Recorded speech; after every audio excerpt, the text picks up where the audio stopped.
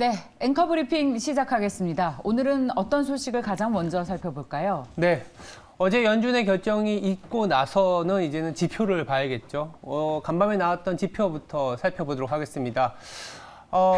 신규 실업 청구 수당은 매주마다 발표되는 미국의 고용 지표의 선행성을 갖고 있는 지표라고 보면 되는데요. 사실 잘 나왔습니다. 전주에 21만 8천 건이었는데 이번 주에는 21만 7천 건, 즉 1,000건 이상 하락을 했다라는 거는 실업자가 더 줄어들었다라는 얘기하고도 같기 때문에 연준의 특히 파월의 어떤 고집을 계속 이어나가는 거 아니냐라는 우려가 섞일 수는 있거든요. 다만 그 안에 있는 내용을 잘 살펴봐야 될 것 같아요.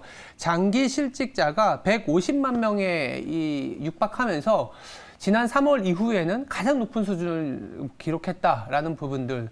더불어서 어제는 또 중요한 지표 중에 하나가 ISM 비제조업, 그러니까 서비스업 지표가 발표가 됐는데 여전히 확장, 즉 50 이상이긴 하지만 54.4, 그리고 예상치보다 낮게 나오면서 서서히 그래도 경기는 둔화되고 있고 고용시장도 아직은 좀 스티키, 아니면 좀 끈적끈적 내지는 강건하지만 조금은 둔화되고 있다. 아까 이제 여러 뉴스를 통해서 아마존부터, 그리고 어떻게 보면 채용을 줄이거나 채용을 하지 않겠다라는 그런 얘기들이 나오는 걸 보면 파월이 어제는 고집을 부리는 발언을 했지만 지금부터 나오는 지표들은 파월에 변화되는 그런 기대라고 할까요? 이런 심리가 좀 자각되지 않을까라는 생각도 듭니다.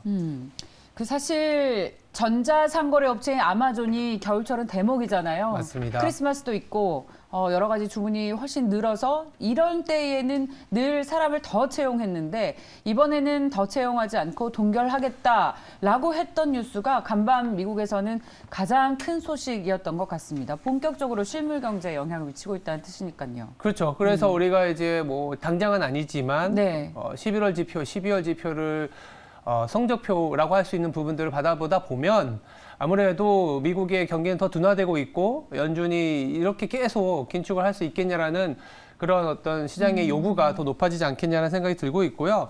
오늘 저녁에 아마 고용지표가 나올 텐데요. 네. 20만 명보다 언더로, 즉 한 18만 명, 19만 명이 예상치입니다. 근데 이보다 더 하회된 성적이 나온다면 아주 좋은 뉴스라고 볼 수 있는 거고, 근데 만약 20만 명 이상이 나온다, 그렇다면 조금은 시장의 변동성이 더 노출이 될 수 있다라고 말씀을 드릴 수 있을 것 같은데요. 이제 고용 지표와 함께 가장 또 중요한 지표가 이제 물가지 않습니까? 다음 주에 중간 선거 이후에 바로 저희가 받아볼 수 있는 경제 지표 중에 하나가 물가입니다. 그래서 물가 얘기를 좀 더 드려볼까 하는데요. 두 번째 포인트는 바로 이 물가와 관련된 쪽집게 강사라고 할 수 있는데요. 클리블랜드 물가라는 게 뭐냐면 클리블랜드 연준에서 발표하는 물가 전망치입니다. 월가에 굵직굵직한 아이비들이 이제 전망치를 내놓지 않습니까? 네. 그 어떤 전망치보다도 이 클리블랜드 연준에서 발표하는 물가가 쪽집게처럼 잘 맞추고 있는 상황입니다. 그리고 특히나 지난번에는 아니면 지금까지의 물가에 대해서 항상 월가보다 예상치가 높았거든요. 네. 그리고 실제 물가도 예상보다 높게 나오면서 시장에 충격을 줬는데 최근에 11월 2일에 발표된 클리블랜드 연준의 물가 전망치, 즉 다음 주에 나올 물가에 대한 전망치는 월가 예상치가 8.1%인데 클리블랜드 쪽은 한 8.09, 미세하긴 하지만 그래도 의미를 둔다면 월가 예상치보다 좀 낮게 보고 있구나. 그렇다면 오늘 아니면 이번 주에 이런 연준과 관련된 변동성에서 다음 주 중간 선거가 끝나고 그리고 물가가 조금 더 둔화된다면 연준에 대한 기대는, 즉 피벗에 대한 기대는 조금씩은 다시 서서히 올라올 수 있다. 이렇게 볼 수도 있는 거죠. 어제 우리가 피벗 때문에 얻어 맞았는데. 그렇죠. 완전히 거기에 실망했는데 뒤통수 제대로 맞았는데 또 기대를 걸어도 된다는 말씀이십니까? 왜냐하면 기대를 건다라는 게 아니라 투자자들은 자꾸 요구를 할 수 있는 지표들이 나올 수밖에 없기 때문에 네. 시장에서는 계속 이런데도 계속 긴축한다고 물가도 하락하고 있고 고용도 조금은 둔화되고 있잖아라는 식의 어떤 센티멘트가 자꾸 재생산된다라고 말씀드릴 수 있는 거죠. 예, 사실은 어제 그 파월도 인플레이션을 우리가 잡지 않으면 정말 큰일 난다라고 얘기를 하면서 그래서 기준금리를 지금처럼 강하게 올리는 것에 어떤 힘을 부여하려고 했기 때문에 만약에 말씀하신 것처럼 물가지표가 생각보다 낮게 나온다면 또 긴축을 점차 약하게 조절할 수 있다는 것에 또한 힘이 실리는 그런 강력한 지표가 될 수 있을 것 같습니다. 네, 최근에 이렇게 사실가 악재지 않습니까? 네. 물가가 낮아지고 고용이 안 좋고 악재에 대한 내성들이 생기고 있는데 특히 한국 시장은요.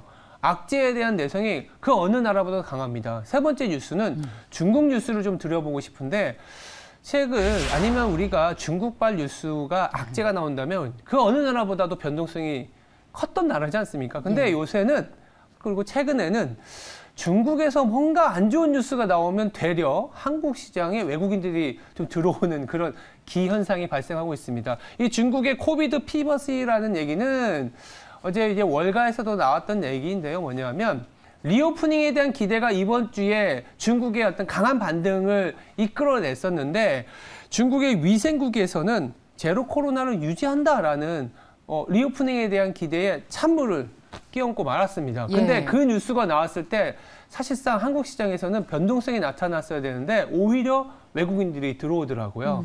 최근에 중화권에서의 자금이 빠져나온다라든지 아니면 지정학적 리스크로 인해서 수혜를 볼 수 있는 쪽이 한국이다라는 얘기와 함께 맞물려서 생각해보면 이렇게 리오프닝도 하지 못하는 나라에서의 생산 활동은 조금은 불안하지 않겠냐라는 생각이 좀 끼어 있는 것 같고 시장에서는 이렇게 보더라고요. 겨울철에 코로나도 확산이 되고 있고 중국 같은 경우에는 지금 백신 접종이 굉장히 제한되어 있는 상황인데다가 의료시설이 완충이 되려면 내년 3월, 그러니까 봄이 돼야 된다. 그리고 전인대 이후나 돼야 위드 코로나가 가능하지 않겠냐. 그렇다면 이게 사실 악재입니다. 중국의 내수 내지는 한국이 중국으로 수출하는 기업들한테는 악재지만 우리나라 외국인들한테의 수급은 또 호재로 작용하는 참 아이러니한 상황이라 말씀드릴 수 있을 것 같습니다. 바로 이런 부분에서 저희 사실 신중호 앵커께서는 많은 정보를 가지고 계시는데 출처를 밝힐 수 없기 때문에 애둘러서 저희들에게 굉장히 많은 아이디어를 방송 곳곳에서 주십니다. 이제는 뭐 오픈이 됐으니까 말씀드릴 수 있지만 미국의 주요 연기금이 한국 시장을 사고 있다라는 부분에 대해서 사실 거의 한 달 전 정도부터 한 달은 아니고요. 그 정도